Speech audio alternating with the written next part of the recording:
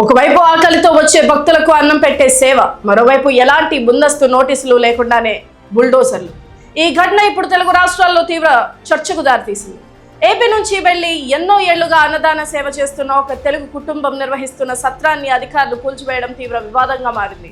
నిర్వాహకుడు కన్నీళ్లు పెట్టుకుంటూ చెప్పిన మాటలు ఇప్పుడు సోషల్ మీడియాలో వైరల్ గా అవుతున్నాయి. 6 సంవత్సరాల నుంచి ఆకలి తీరుస్తున్నారు. ఇక్కడ ఓన్లీ కేవలం ఆంధ్రప్రదేశ్ నుంచి వచ్చామనే ఒక దుర్మార్గపు దుశ్చర్యతో ఒక్క నోటీసు కూడా ఇవ్వకుండా ఉదయాన్నే వచ్చి 5 గంటల నుంచి మొత్తం నేలబట్ట అరుణాచల శివ ఆకలి తీర్చడమేనే చేసి తప్ప, ఆకలి తీర్చడమేనే చేసి తప్ప, భగవంతుడా ఏమైపోయావట.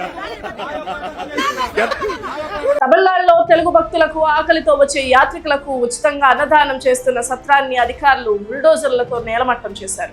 ఈ చర్యకు ముందు చట్ట ప్రకారం నోటీసులు ఇవ్వలేదని నిర్వాహకులు ఆరోపిస్తున్నారు.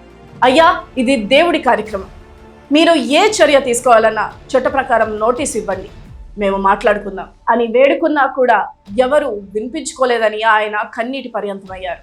ఏళ్ల తరబడి వేలాది మంది భక్తులకు అన్నం పెట్టిన చోటు క్షణాల్లో శిథిలాలుగా మారిపోయిందని ఆయన ఆవేదన వ్యక్తం చేశారు. ఆకలితో వచ్చే భక్తులకు అన్నం పెట్టడమే మేము చేసిన తప్ప, ఈ ఒక్క మాట విన్న ప్రతి ఒక్కరూ భావోద్వేగానికి గురవుతున్నారు.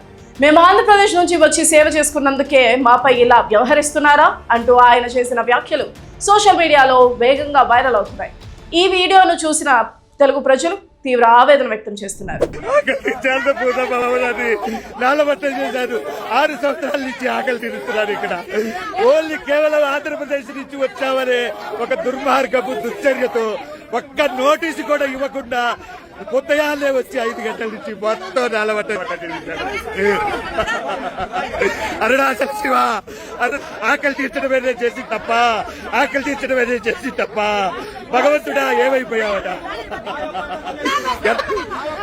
భక్తి సేవ మానవత్వానికి ప్రాంతాలు ఉండవని, అలాంటి సేవా కార్యక్రమాలపై ఇలాంటి చర్యలు ఎందుకు తీసుకొస్తున్నారో అని ప్రశ్నలు వినిపిస్తున్నాయి. ఈ ఘటనపై తెలుగు రాష్ట్రాల్లో తీవ్ర ఆగ్రహం వ్యక్తమవుతుంది. భక్తి క్షేత్రాల్లో ప్రాంతీయ వివక్షకు తావు ఉండకూడదని పలువురు అభిప్రాయపడుతున్నారు. అలాగే ఆంధ్రప్రదేశ్, తెలంగాణ ప్రభుత్వాలు ఈ విషయంపై స్పందించి వాస్తవాలను తెలుసుకుని బాధిత నిర్వాహకులకు న్యాయం జరిగేలా చర్యలు తీసుకోవాలని డిమాండ్లు వినిపిస్తున్నాయి. సోషల్ మీడియాలో కూడా వేలాది మంది ఈ ఘటనపై తమ ఆవేదనను వ్యక్తం చేస్తున్నారు. అయితే ఈ ఘటనపై అధికారుల అధికారిక వివరణ ఏమిటి? చట్టపరమైన కారణాలతోనే ఈ చర్య తీసుకున్నారా, లేదా నిర్వాహకులు చెబుతున్నట్లుగా ఎలాంటి ముందస్తు నోటీసులు ఇవ్వకుండా కూల్చివేశారా? ఇప్పుడు అందరి దృష్టి తమిళనాడు ప్రభుత్వం ఎలా స్పందిస్తుంది అనే దానిపైనే ఉంది. ఈ ఘటనపై మీ అభిప్రాయం ఏంటి? సేవా కార్యక్రమాల విషయంలో ప్రభుత్వాలు ఎలా వ్యవహరించాలి? మీ అభిప్రాయాన్ని కామెంట్లు తెలియచేయండి.